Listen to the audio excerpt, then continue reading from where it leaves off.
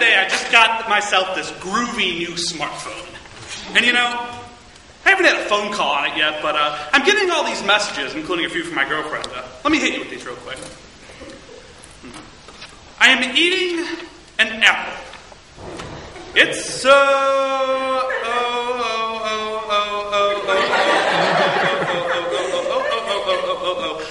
Good.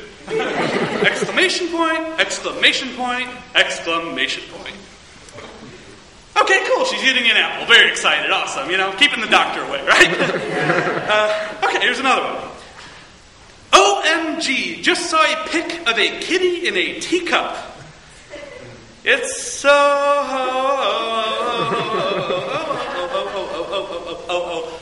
cute. Colon, minus sign, right parenthesis. Yeah. She's great. GR8. Exclamation point, exclamation point, exclamation point. Just look what I've become. I'm not even a man anymore, not even human. Humans talk. They don't text or tweet or tag. Texting is for robots. Tweeting is for angry birds. And tagging is for gang members with spray paint on my car. How does Civic represent? You know, I bet you all have used your phones recently to send a text message or email or update your Facebook or use GPS to find this stupid building or order some lunch or trade stocks or use your camera to catch a quick 15 seconds of some Cat 5 tornado or police brutality or amateur pornography. I mean, we all do it. Or not.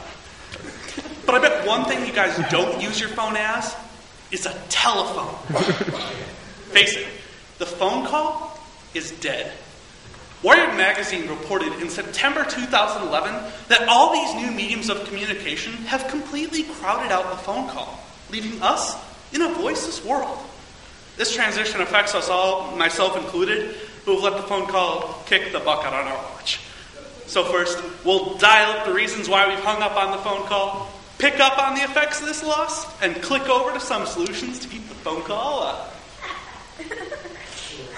But before you call the pun police, or text them, or tweet at them, or write on their frickin' wall, let's look at the death of the phone call and how it happened.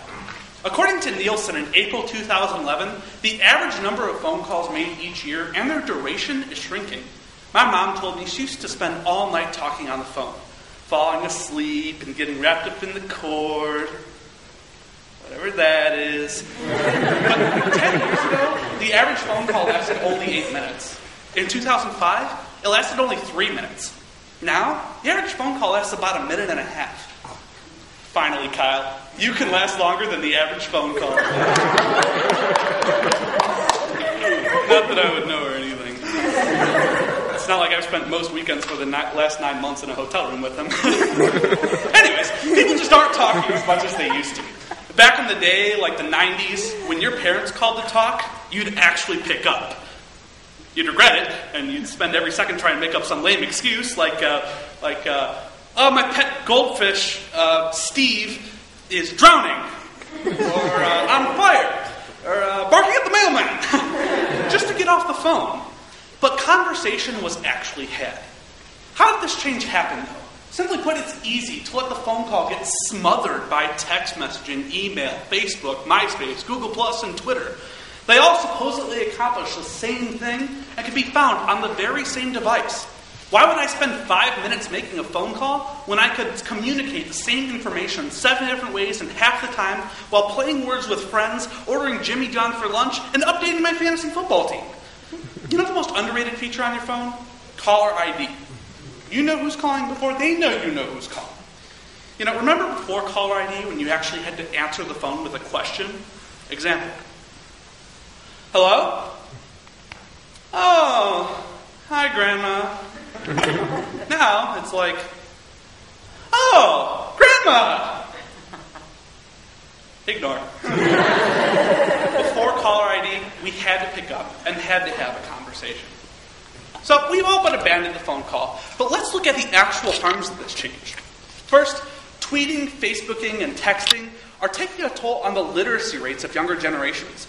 A study published in the British Journal of Developmental Psychology in 2009 found a distinct correlation between a high frequency of texting and a noticeable drop in reading and writing skills. Specifically, the use of text-isms, such as abbreviations and numeric homophones, were shown to cause up to a 20% drop in vocabulary, reading, and writing test scores. So in a way, all of your texting is making you stupid. Stupider? More stupider? Most stupidest. Second, the phone call has become an intrusion. The phone call has been rebranded as TMI, too much information, TMT, too much time, and TMJD, too much Jack Daniels. Well, that's my problem. You can't have it. Especially you, Andy. Don't believe me? New York Times on March 21st, 2011. And I quote, "Phone calls are rude, intrusive, and awkward." Really? No. Me showing up at your front door in a hot pink Speedo, a tiara, and a bunch of flowers because it's your birthday and I found it on Facebook. Now that's rude, intrusive, and awkward. Lastly, text-based communication just doesn't get the message across. According to a UCLA study from 1967, 93% of the information in any given message is nonverbal, contained in voice tone, inflection, or body language. So you may share 50 to 100 text messages a day, but in reality, that content would only be a 5-minute phone call. Texting even messes with our messages. I invited my friend over for a barbecue, but thanks to autocorrect, he thought we were barbecuing up some baby black kids. Oddly enough, he accepted. I think I'm friends with the racist cannibal. Okay, so we know how and why the phone calls up left us, and now we know some of the harms behind it. But what can we do to keep the phone call alive and kicking, unlike the record player, the Atari, the VHS, the cassette tape, the tube TV, the Whitney Houston, etc.? Too soon? Most of us are worried about the bothersome nature of a phone call, and would rather take the safe road by texting. Even though we all know it's not safe to text on the road. My cousin Susie knows this more than most. Her last words to the world were, "Julie is such a bitch! A bitchy bitch bitch!" Susie, was that last bitch really necessary? Couldn't you have lived without it? Oh. We need to start getting more comfortable with our phone. Let people know that it's okay to call you. Try using a text appointment, a text message to arrange a later phone call. For example, in class, call you in 10 minutes. Or, call me when you have 5. Or, I can't believe there's 9 more of these that I have to sit through. I'll call you during the intermission. This way, we can overcome the intrusiveness of a phone call while still carry on a real conversation. Second, while we still have these things we call phones, we should use them to make phone calls. See what I did? According to a Nielsen Mobile survey published January 21st, 2012, the average American teenager sends or receives over 3,400 text messages every month. He spends about 200 minutes on the phone. If we just started picking up our phones rather than texting, we could overcome our phone aversion in a matter of weeks. Just like that rash down there you can't stop itching, Tom. Antibiotics should clear that right up. Finally, we must simply give more thought to how we choose to communicate. We must consider the channel as we're sending a message. Whenever you can, it's always best to talk to someone face to face. Of course, this isn't always possible, so do the next best thing. Pick up your phone and call them. Stop sending your grandpa a birthday e-card. You're going to have to talk to him anyways when he calls you asking how the hell to open it.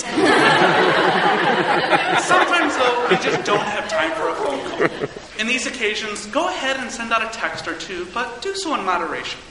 Remember, how we choose to communicate is actually a message in itself. So, we've picked up on how and why the phone call has all but left us, answered any doubts as far as the harms of this change, and phoned in some solutions to keep talking alive. Now, if we don't address this problem soon, There could be things happening that are truly crazy. Like, imagine a speech class being taught online.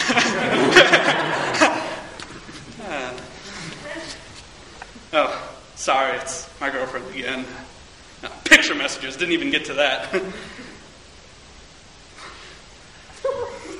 Oh my God.